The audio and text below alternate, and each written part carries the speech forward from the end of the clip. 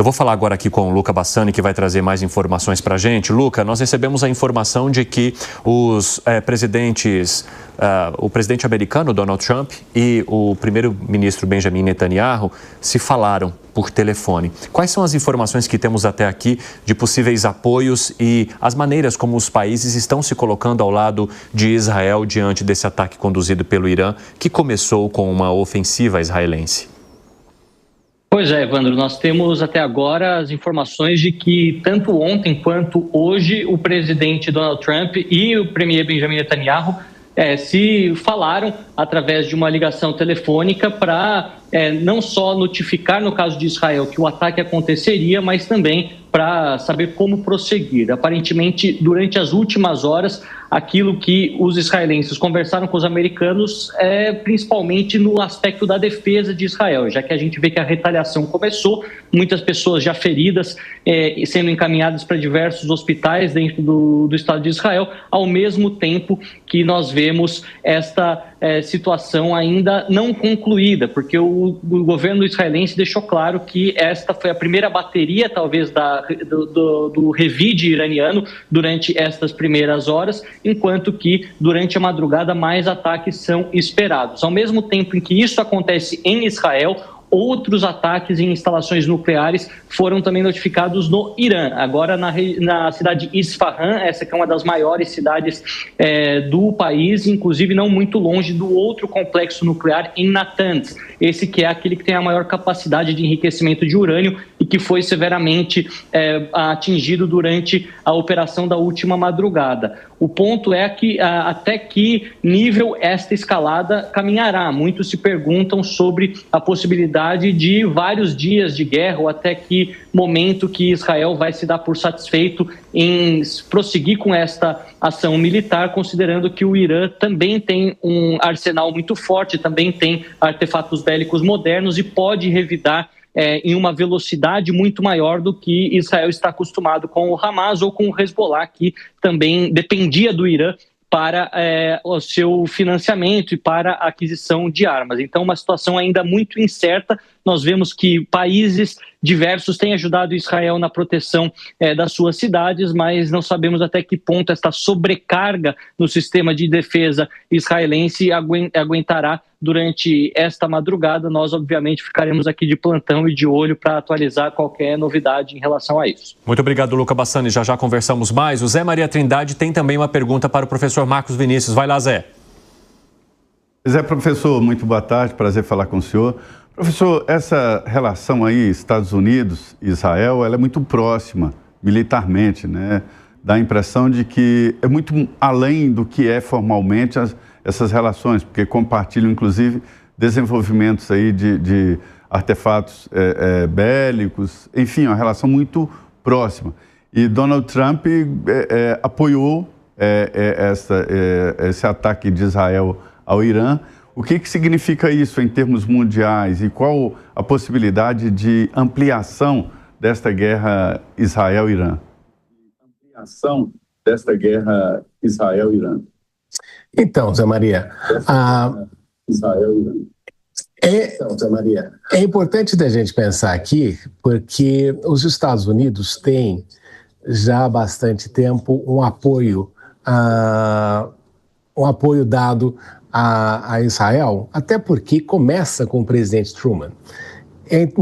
Quando a gente vai na história, na hora, e isso se atribui ao momento em que Truman assina o reconhecimento, e lhe foi perguntado, acho que o secretário de Estado dele falou, mas presidente Truman, o senhor está criando aqui, com esta situação, um problema para os próximos 200 anos. E Truman afirma-se que olhou para o secretário e disse, bem, eu tenho um lobby israelense aqui, eu não tenho um lobby árabe que me coloca pressão para tomar determinadas decisões. Então, historicamente, o Estado de Israel e a comunidade judaica têm, de fato, uma presença muito forte. E claro que nós sabemos, e todos nós reconhecemos, a enorme capacidade da comunidade judaica na sua contribuição internacional, número de prêmios Nobel, na questão de medicina. Então, existe um reconhecimento internacional, a alta capacidade intelectual da comunidade judaica. E nos Estados Unidos, eles encontraram também uma forma de atuação muito mais próxima do governo americano e, com isso, se tornaram aí importantes players dentro do cenário político norte-americano. Claro que havia uma preferência, uma predileção pelos democratas, né? E a gente nota muito essa questão de uma aproximação da comunidade judaica com os democratas, mas também em razão da defesa que o Partido Republicano sempre faz do Estado de Israel, aqui com um outro viés, Maria, que é muito importante, porque existe também, no caso norte-americano, a questão religiosa e particularmente dos movimentos evangélicos que vêm aí na restauração de Israel, todo como parte de um processo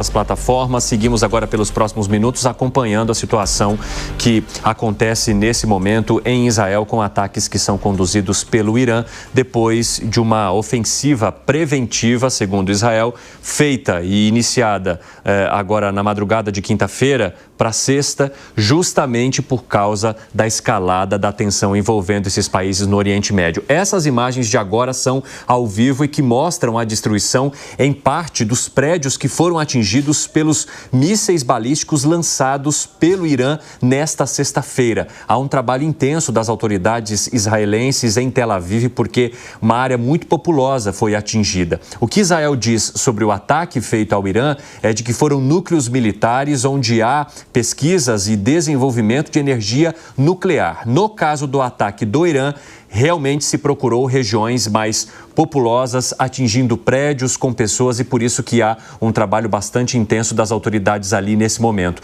Professor Marcos Vinícius, só para a gente arrematar a nossa conversa aqui, desde já eu agradeço a tua disponibilidade por permanecer conosco ao longo dessa cobertura especial, quase que eu falei espacial, especial. O que nós precisamos observar nas próximas horas diante de ameaças de ambos os países?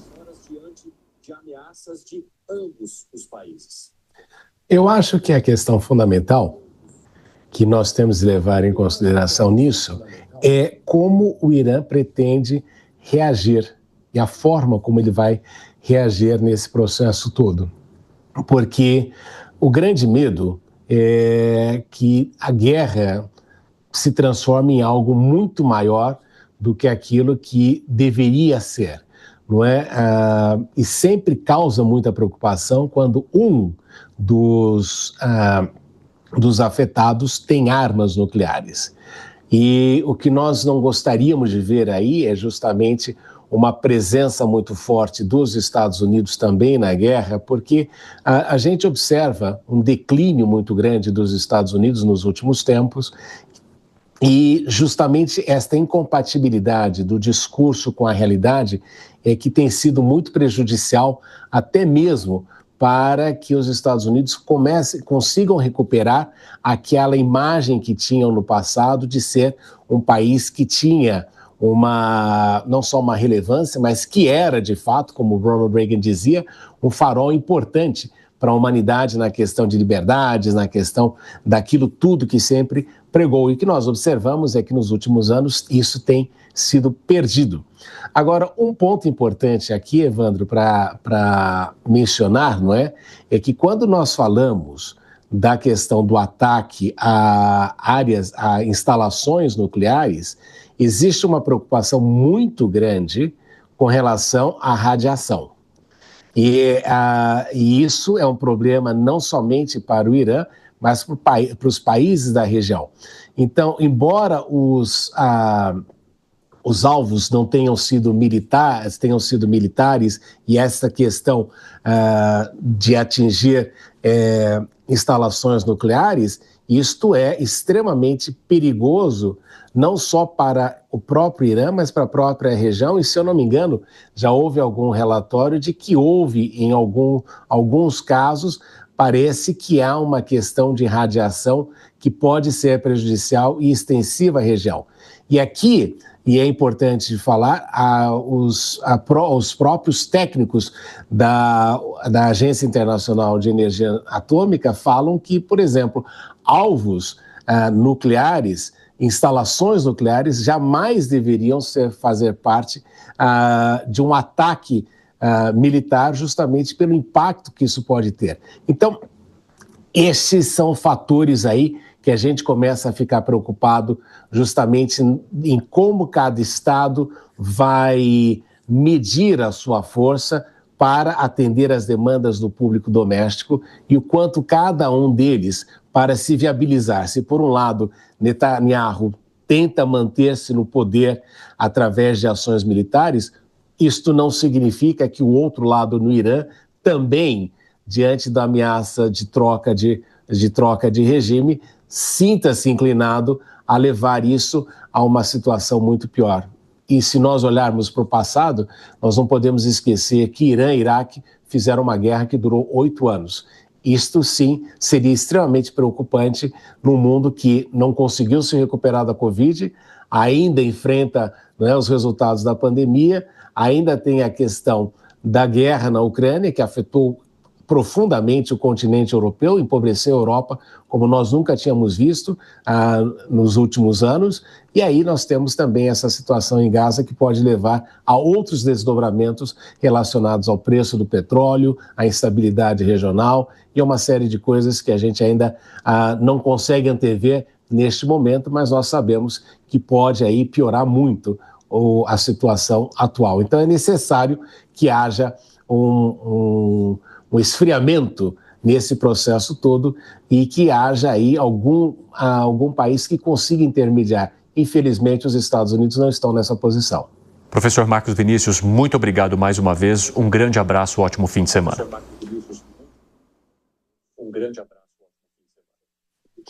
Eu que agradeço pela oportunidade. As portas estão sempre abertas por aqui. Uma última informação para você que nos acompanha.